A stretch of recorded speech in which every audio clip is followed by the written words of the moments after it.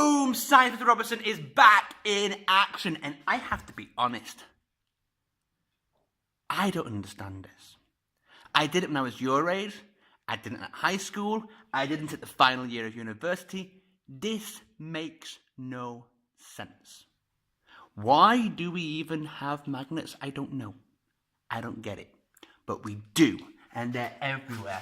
We have magnets in things, like this. Hey, look. There's a magnet in there. It's keeping it. That's an example. I have magnets in locks. I'm here on a Monday night in school. Everything's closed. I'm the only person here. If I go and leave the building, I have to push a button that stops a magnet working so I can get out. So that's another example. I have, what do I have? I know. We have a compass. A compass that shows me the direction where I'm going. This here moves around based on, the Earth being a magnet, because the Earth is a magnet. I have, my bank cards. And hey, I've got my bank cards and I use them. But they have on the back that little black strip. That is a magnetic strip. Magnets are really good. So we need to talk about them. We need to talk about magnets. And we need to talk about how they work. Because I have one here. And magnets come in two places, two sides. And we call them a North Pole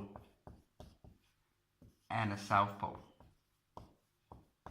And we always have things flow from the north to the south. Like so.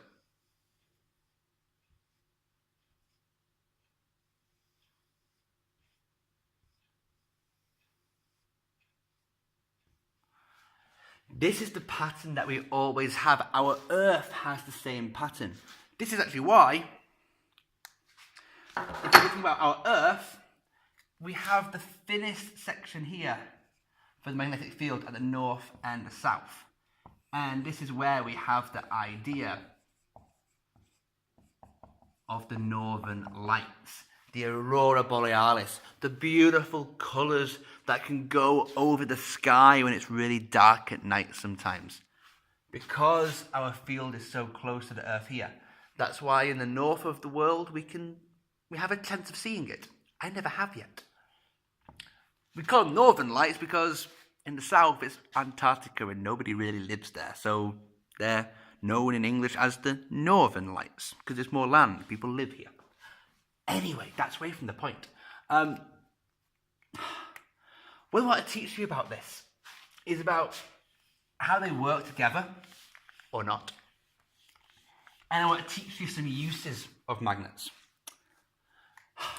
There's two key words to this. There's the word attract and the word repel. And hey, if you attract somebody or you are attractive, people come to you. Attract means they come together. I have two magnets here and I can get them to come together. I have the north end and the south end and they will very happily join like so. The opposites are what will attract. However, if I have the same endings come together, let's do some south on south action. I mean, I'm strong enough, I can do it. But you can surely see here how they're trying to move past each other. They don't want to be close at all. So if they're repelling, that means they push each other away. Those are two words. Those are two very important words, I think, and feel as well. So, 3 uses of magnetism. Let's have a go. The first one is the almost, the electromagnet. I was talking about my lock, and I can push a button and the magnet turns off. Sorry, there's nothing I can do to this. I can't push this off. This is a normal magnet. It is always on. But an I smashed it on the table next to the other magnet and it moved. You don't plan some things sometimes.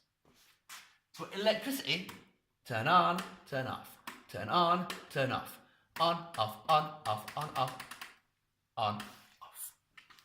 With electricity, I can control the magnet. It means it can be turned on and off. To do so, I need electricity to control my magnet. You don't have to understand why. Just know this and go, oh, okay. Because that's what I've been doing for the last 15 years. If I have electricity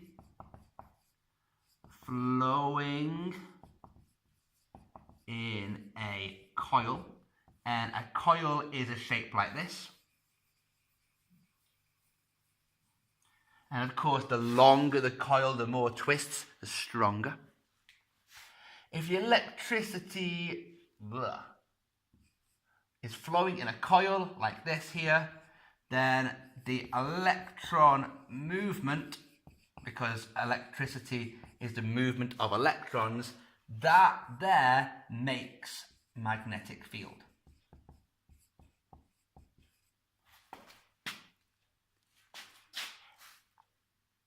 I don't know why, but it does. Thank you. So, the electromagnet here. This is really good because turning on and off means not only can I get in and out. Imagine if I was lifting something heavy, a car.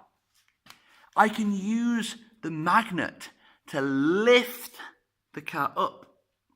And then when I want to put it in the right place, I go and I drop it. And that's the beauty. I can turn on and off all the time. This magnet here is always on. That's the first. Now, the second is to go onto the electric motor. And we need this concept again, and for the third one, about electricity making magnetism. It just does. And you've just got to get your head around that. So, if it's a motor, I am changing electric energy to go into movement or kinetic energy. So how do I do this? And we do this a lot, electric wisps that spin, hair dryers, vacuum cleaners, cleaning my floor, damsugare. These do the exact process almost always. They have to change electrical energy into movement energy. In fact, they always do this. Now, I need to make a circuit. Make a really simple circuit here. Put in the battery, like so. And then here,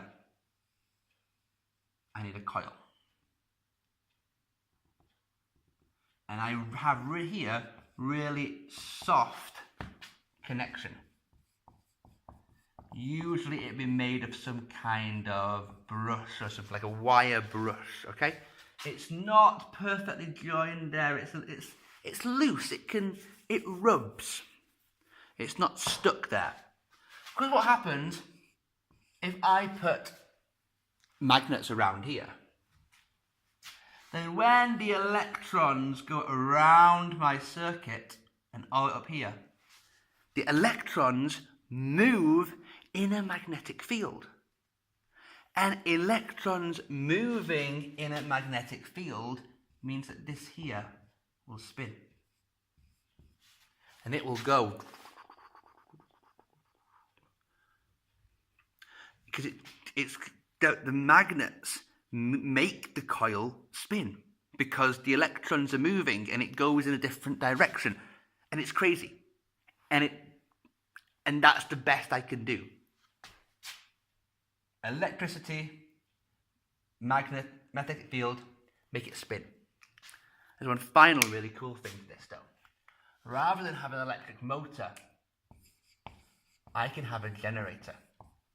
And this is cool because now I take movement energy and make it into electrical.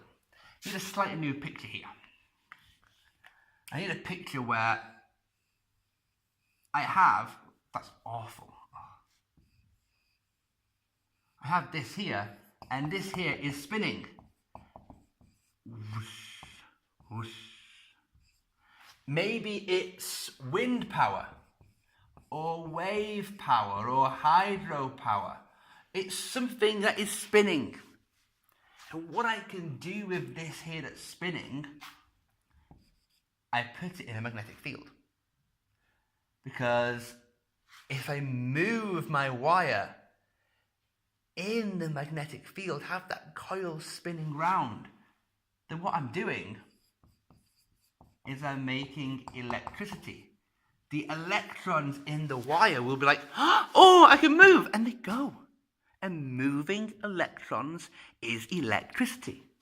So then I can have this here, and I can take out electricity to the network or wherever I want it to go. This here spinning something in my magnetic field can then be used to make electricity. And I can send it out. And we're going to be doing a lot more of this in the future because we've got to need even more energy than we do now. And that's why we need to know about magnets.